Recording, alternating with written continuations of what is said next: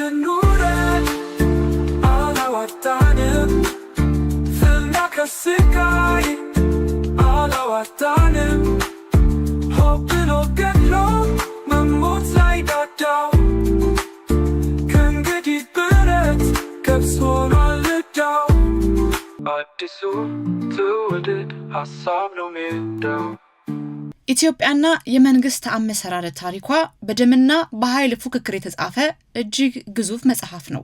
በአገራችን የፖለቲካ ባህል የመንግስት መቀየር ማለት የቀደመውን መዋቅር ሙሉ በሙሉ ማፍረስ፣ ስርዓቱን ጠራርጎ ማስወገድና በመትኩ አሸናፊው ኃይል ለራሱ የሚመቸውን አዲስ አጥር መገንባት ማለት ነበር። ይህ የታሪክ አዙሪት ግን ለዘመናት ማቆሚያ ተቆይቷል።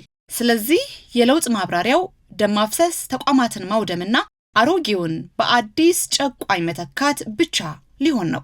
ለመሆኑ በኢትዮጵያ በጥገናዊ ለውጥ ወይም በሰላማዊ የሪፎርም መንገድ ስርዓትን ማሻሻልና ወደ ዲሞክራሲ መሻገር በእርግጥ ፈጽሞ ሊታሰብና ሊሞከር የማይችል ነው ወይስ የለመድነው ደማዊ አብዮት ስላሳወረን ብቻ ሰላማዊውንና የበሰለውን መንገድ ማየት ተሳነን? ብዙዎች ሀገር ሳያፈርሱ ተቋማትን ሳይንዱና ህዝብን ለሰቆቃ ሳይዳርጉ ስርዓትን በጥበብ ማደስ እንደማይቻል በጽኑ ያምናሉ። ዛሬ ላይ ቆመን የለውጥንና የሽግግርን እውነተኛ ትርጉም በትክክል ተረድተነዋል ወይስ በለመድነው አብዮታዊ ግርግርና የሐሳብ ውዥንብር ውስጥ እየዋኘን እንገኛለን? አሁን ተማቶብናል። ለምን ያለው መንግስት ያው የኢህአዴግ መንግስት ነው። ለውጥ ግን እየተካሄደ ነው። ይሄ አይነት ሁኔታ እንዴት እንረዳዋለን በሚለው ላይ ብዙ ኮንፊውዥን አለ። ለዚህ ነው ሰዎች ስር ነቀል ለውጡ መቼ ነው የሚመጣው፣ ሽግግር መንግስት መቼ ነው የምናቋቁመው ብለው የሚያነሱት። ሽግግሩ መጀመሩን አለመረዳት ነው።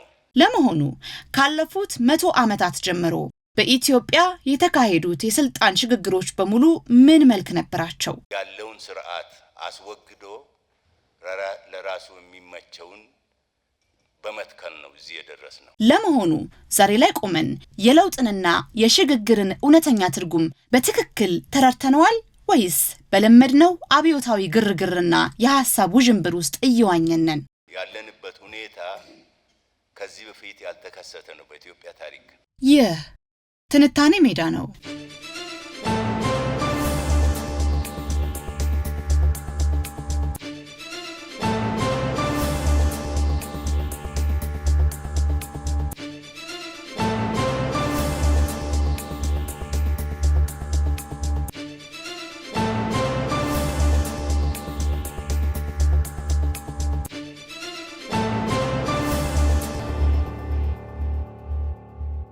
ከታጥቆ መዋጋትና ከስር ነቀል አብዮት ፍልስፍና ወጥቶ በኢትዮጵያ የፖለቲካ ልማድ ፍጹም አዲስና ስልጡን የሆነ የሪፎርም አስተሳሰብ ይዞ መቅረብ ምን ያህል ከባድ እንደሆነ ለመገንዘብ ይህንን ታሪካዊ መድረክ ቀድመን መመልከት ይኖርብናል።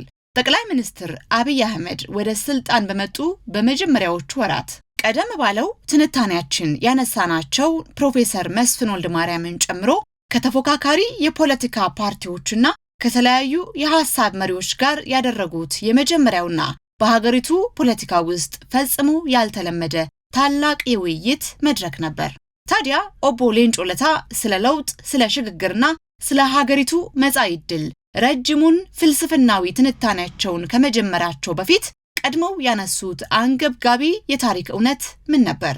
ዛሬ በአደባባይ ተቀምጠን ስለ ለውጥ ማውራት እንድንችል በነጻነት እንድንከራከርና የሐሳብ መድረክ እንድንዘረጋ በር የከፈተልንን ዋነኛ መሰረት ሳናስብ ማለፍ አንችልም።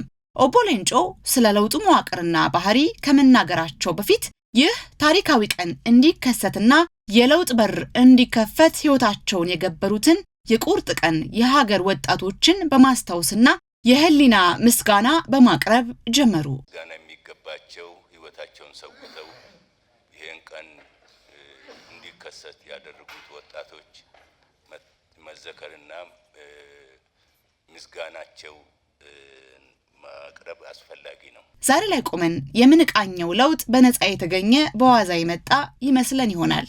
እውነታው ፍጹም ሌላ ነው። የአምባገነኑን ስርዓት የብረት አጥር ሰብረው አፈሙዙንና ጥይቱን በባዶ ደረታቸው ተጋፍጠው ይህ ታሪካዊ ቀን እንዲከሰትና የለውጥ በር እንዲከፈት ሕይወታቸውን የገበሩ አካላቸውን የገበሩ ስንትና ስንት የቁርጥ ቀን የኢትዮጵያ ወጣቶች በየጎዳናው ላይ ወደቁ። ዛሬ የምናየው እያንዳንዱ የፖለቲካ ለውጥ በሺዎች የሚቆጠሩ ወጣቶች ንጹህ ደምና አጥንት የተከፈለበት መሆኑን ስንዘነጋ የሞራል ሚዛናችን ይናጋል። የሀገራችንን ጉዞ የፖለቲካ ሽግግር ብለን ለመጥራት የግድ እንደ ትላንቱ የንጹሃን ወጣቶች ደም መፍሰስና ሕይወታቸው መገበር ሊኖር ደግሞ ግድ አይደለም። አንዲት ስንዝር እርምጃ ወደፊት ለመጓዝ ወጣቶችን መቅበር አይጠበቅብንም። ይህን እልቂትና የደም ዋጋ እንደ ሀገር በቁጭትና በጋራ በቃ ማለት ካልቻልን ለውጥ ማለት ማፍረስ ብቻ ሆኖ ሊቀጥል ነው። የእነዚያን ወጣቶች ታላቅ መስዋዕትነት በህሊናችን እያሰብን የሀገራችንን የታሪክ መዛግብት ደግሞ መለስ ብለን እንግለጥ። ያለንበት ሁኔታ ከዚህ በፊት ያልተከሰተ ነው በኢትዮጵያ ታሪክ። ይህን የምልበት ምክንያት በኢትዮጵያ ታሪክ በጥገና ለውጥ መንግስት ተቀይሮ አያውቅም። በአብዮታዊ ስር ነቀል ለውጥ ነው እስከዛሬ። አፄ ኃይለ ሥላሴ በልጅ ኢያሱ ላይ ያካሄዱት ኩዴታ ብንወስድ፣ ደርግ በምን አይነት ሁኔታ ከኃይለ ሥላሴ በኋላ ስልጣን እንደተቆጣጠረ ስናይ ያለውን ስርዓት አስወግዶ ለራሱ የሚመቸውን በመትከል ነው እዚህ የደረስነው። በ91 እንደ ፈረንጅ ደርግ ተገርስሶ ሽግግር መንግስትም ሲቋቋም ትንሽ ሻል ያለ ሁኔታ ተከስቶ ነበር። ድርጅቶች ከኢህአዴግ ጋር ተባብረው የሽግግር መንግስት ለማቋቋም ተሞክሮ ነበር። ግን ባህላችን ስቦ ያም ሳይሳካ ቀረ። አሁን ተማቶብናል። ለምን? ያለው መንግስት ያው የኢህአዴግ መንግስት ነው። ለውጥ ግን እየተካሄደ ነው። ይሄ አይነት ሁኔታ እንዴት እንረዳዋለን በሚለው ላይ ብዙ ኮንፊውዥን አለ። ለዚህ ነው ሰዎች ስር ነቀል ለውጡ መቼ ነው የሚመጣው፣ ሽግግር መንግስት መቼ ነው የምናቋቁመው ብለው የሚያነሱት። ሽግግሩ መጀመሩን አለመረዳት ነው። ለመሆኑ ካለፉት 100 ዓመታት ጀምሮ በኢትዮጵያ የተካሄዱት የስልጣን ሽግግሮች በሙሉ ምን መልክ ነበራቸው? በታሪካችን መጀመሪያ አካባቢ በቤተ መንግስት ሴራ የተፈጸሙትን መፈንቅሎች ስናስብ አሸናፊው አካል ቀዳሚውን ጥሎ የራሱን የበላይነት ከማወጅ ባለፈ ያመጣው ስልጡን የፖለቲካ ስርዓት አልነበረም። ሁሉም በኃይል የበላይነት የተደመደሙ ክስተቶች ነበሩ። ከዚያም ቀጥሎ የመጣው ወታደራዊ አገዛዝ የዘውዱን ስርዓት ሙሉ በሙሉ በደም አጥለቅልቆና ተቋማቱን አፍርሶ ስልጣን ሲቆጣጠር የታየው አሳዛኝ እውነታስ ምን አስተማረን? አንዱ ስርዓት ሲወድቅ ሌላው አዲስ አምባገነን እየሆነ የሚተካበት የታሪክ አዙሪት ሊሰበር አልቻለም። በቆየውና በለመድነው አግላይ እኔ ብቻ ልክ ነኝ በሚለው የፖለቲካ ባህላችን ምክንያት ታላቅ ዕድል መክኖ እንዲቀር ያደረገው የህሊና ስብራት ዛሬስ ከውስጣችን ተወግዷል ወይ? ታዲያ አሁን ያለው መንግስት መዋቅሩ ሳይፈርስና ሀገር ሳይወድም ራሱ መሪው ፓርቲ በውስጣዊ ትግል ራሱን እየለወጠና ሪፎርም እያደረገ ባለበት በዚህ አዲስ ምዕራፍ ሽግግሩ ገና አሁን መጀመሩን መረዳት ያቃተን በምን አይነት የሐሳብ መናወጥ ይሆን? ሁሌም ደም ያላፈሰሰና ሀገርን ሙሉ በሙሉ ያላፈረሰ ለውጥ እንደ እውነተኛ ለውጥ የማይታየን ለምንድን ነው? እስከ ዛሬ ድረስ በኢትዮጵያ ፖለቲካ ዘላቂ ስርዓት መገንባት አቅቶን በአጥፊና ጠፊ አዙሪት ውስጥ የምንሽከረከረው ለምን እንደሆነ ቆም ብሎ ማሰብ ያስፈልጋል። በሰላማዊ መንገድና በህግ አጥር ውስጥ የሚደረግን ቀስ በቀስ የማስተካከል ጉዞ እንደ ፍርሃት ወይም እንደ ኋላ ቀርነት መቁጠራችንንም እንደዚያው። የጋራ ሀገራዊ ጣፈንታችንን የሚወስን ትልቅ የለውጥ አጋጣሚ ሲመጣስ ይህንን እድል የአንድ ወገን ወይም የጥቂት ኃይላት ብቻ አድርጎ የመውሰድ አባዜ ከየት የመነጨ ነው? የሀገሪቱን ሰፊ ተስፋ የሁላችንም የጋራ አድርገን መቀበል አእምሯችንን እጅግ ከብዶታል። እነዚህን ሁሉ አንገብጋቢ የአስተሳሰብና የመዋቅር ስብራቶች ለመፈተሽ ጥያቄዎችንም ለመመለስ ለዘመናት በትግል ሜዳና በፖለቲካ ውጣ ውረድ ውስጥ ያለፉ በትጥቅ ትግል አስተሳሰብ ውስጥ አልፈው ዛሬ ግን ወደ ላቀ የሰላምና የውይይት የሞራል ከፍታ የተሻገሩ የታሪክ አባቶችን ልምድ መመርመር ይኖርብናል። ወደ እውነተኛ ዲሞክራሲያዊ ስርዓት ለመሻገር የምንፈልግ ከሆነ የትኛውን የፖለቲካ መንገድ መምረጥ እንዳለብን የለውጡንስ መንፈስ እንዴት ሰፋ ባለ መንገድ መጋራት እንደሚያስፈልገን ኦቦ ሌንጮ በብስለት የሚሞግቱበት የታሪክ ምዕራፍ ይህን ይመስላል። እኔ እንደሚታየኝ እውነት ወደ ዲሞክራሲያዊ ስርዓት ለመሸጋገር ይሄኛው የበለጠ አመቺ ነው ብዬ አምናለሁ። ለምን መሪው ፓርቲ ራሱን ሲቀይር ራሱን ሪፎርም ሲያደርግ ከተባበር ነው ኢትዮጵያንም ሪፎርም ለማድረግ ይቻላል ብዬ ስለማምን ነው። እንዳልኩት የለመነው አብዮታዊ ለውጥ ነው። ስለዚህ አብዮታዊ ለውጥን ስር ነቀል ለውጥን እናሞግሳለን። ብዙም መስዋዕትነትን የሚጠይቅ ስትራቴጂያይዚንግ የሚጠይቅ ነው ብለን እንወስዳለን። እንደ እውነቱ ከሆነ እንደ ሪፎርም ልፋትን፣ ትዕግስትን፣ መቻቻልን የሚጠይቅ አይነት ለውጥ የለም እና ይሄን እንድንገነዘብ ነው የምፈልገው። ኢትዮጵያውያን ተቋማቶቻችንን ለማሻሻልና አስተማማኝ የፖለቲካ ስርዓት ለመገንባት ስንፈልግ ሁልጊዜ የሌሎችን ሀገራት ታሪክና የውጭ ቀመሮችን ብቻ መኮረጅ አይኖርብንም። ከቅኝ አገዛዝ ቀንበርም ሆነ ከተለያዩ አምባገነናዊ ስርዓቶች በሰላማዊ መንገድ የወጡ ሀገራትን ተሞክሮ ማጥናቱ በራሱ ጥፋት ባይሆንም ትልቁንና መሰረታዊውን የቤት ስራ ግን ለውጭ ባለሙያዎች አሳልፎ መስጠት ተገቢ አይደለም። ስለዚህ ከአስተሳሰባችን ከልምዳችንና ከስነ ልቦናችን ሊወገድ ያልቻለውን አሮጌ የፖለቲካ ክፋት ለመለወጥ ሊረዳን የሚችለው ማን ነው? በሜንታሊቲው አስተሳሰብ ሌላ ባዕድ ሊረዳን አይችልም። እኛው መስራት አለብን። ለምን ብዙ አጨቃጫቂ ነገሮች አሉ በኢትዮጵያ ፖለቲካ ውስጥ የታሪክ ሚና ምንድነው? በፖለቲካ የራስን እድል በራስ የመወሰን ሁኔታ እንዴት ነው የምናየው? የትግል ስልታችን ምን አይነት ቢሆን ነው የሚመረጠው? በእነዚህ ላይ እኛ እንደ ኦሮሞ ዲሞክራሲያዊ ግንባር ያረቀቅናቸው ወረቀት አለ። ይሄን እኛ እንደ ሐሳብ ነው ለሌሎች ተሳታፊዎች የምናቀርበው እንጂ የኛ ውሳኔ አይደለም። ጥያቄዎችን ነው የምናነሳው።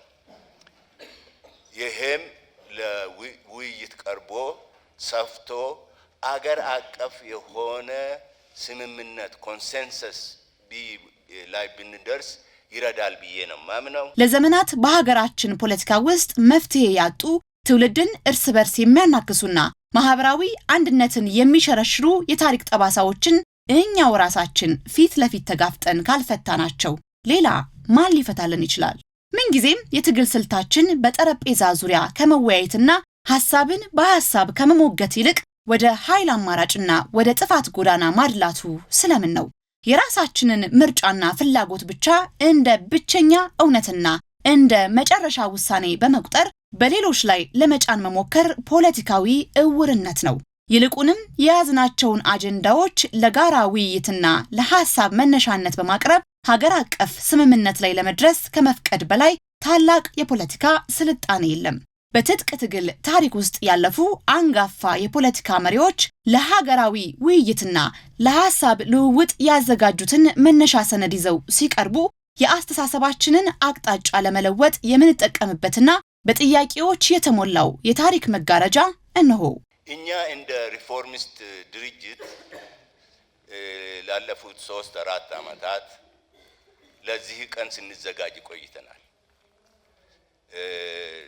ሪፎርሙ ወይም የጥገና ለውጡ ሁለት መልክ እንደሚኖረው እንረዳለን። በአንድ በኩል ኢንስቲትዩሽናል ሪፎርም ይኖራል። ሁለተኛው ደግሞ የሜንታሊቲ ሪፎርም። እኛ ብቻ ሳንሆን ኤክስፐርትስ በደቡብ አፍሪካ ሽግግር ላይ የኤክስፐርት ጥናት ቢመጣ የምስራቅ አውሮፓ ላይ እንደዚሁ ቢመጣ ከነዚህ ተነስተን የኢንስቲትዩሽናል ሪፎርም አጀንዳዎችን ለይተን ተወያይተን ውሳኔ ላይ አገር አቀፍ ውሳኔ ላይ መድረስ ያስችለናል የሚል እምነት ስላለን ነው። በለውጡ መጀመሪያ ሰሞን እሳቸው በዚያ ታሪካዊ መድረክ ላይ ቆመው በከፍተኛ ስጋትና ተስፋ የጠቆሙትን ሀገራዊ አቅጣጫ ዛሬ ላይ ካለንበት እውነታ ጋር ስናነጻጽረው ሚዛን ይመታል። ኦቦ ሌንጮ ለታ የታያቸውን አዲስ እድልና ከጀርባው ያጠላውን ታላቅ አደጋ ዛሬ ሁላችንም በአይናችን ያየነው ነው። ያኔ ለአንድ መድረክ የተመኙትን ሰፊና ጥልቀት ያለው ሀገራዊ ውይይት በትክክል መሬት ላይ ማውረድ ችለን ይሆን? ወይስ ዛሬም ድረስ በየቀኑ በምናየው የልዩነት ግዞት ውስጥ እግር ከወርች ታስረን የተሰጠንን ወርቃማ ዕድል እያባከንነው እንገኛለን? እውነታው ዛሬ እየታዘብን ያለነው የሀገራችን ሁኔታ ያኔ እሳቸው ካስገነዘቡን እውነታ ጋር ፍጹም የሚገጣጠም ሆኗል።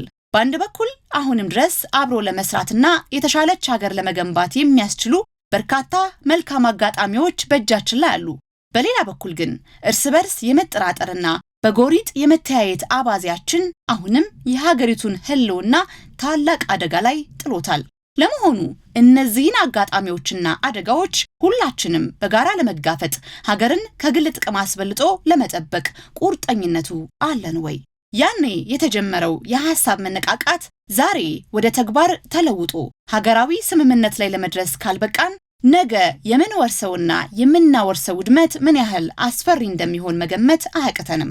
ረጅም ዘመን በትግልና በስደት ያሳለፉ የሀገሪቱን ፖለቲካ ውጣ ውረድ ጠንቅቀው የሚያውቁ ኦቦ ሌንጮ በዚያ ታሪካዊ መድረክ ላይ በአንድ በኩል የታያቸው ተስፋ፣ በሌላ በኩል ደግሞ ያሰጋቸውን አደጋ እኩል ሚዛን ላይ ያስቀምጠው ሁላችንም ሀገራዊ ኃላፊነታችንን እንድንጋራ የሰጡትና ዛሬ ላይ ሆነን ይበልጥ እንድንደመምበት የሚያደርገው ሐሳባቸው ልክ ዛሬን ይመስላል። ከሁሉ የበለጠ አሁን ያለንበት ሁኔታ በጣም በአንድ በኩል በጣም አበረታች ነው፣ በሌላ በኩል ደግሞ ስጋትም አለ።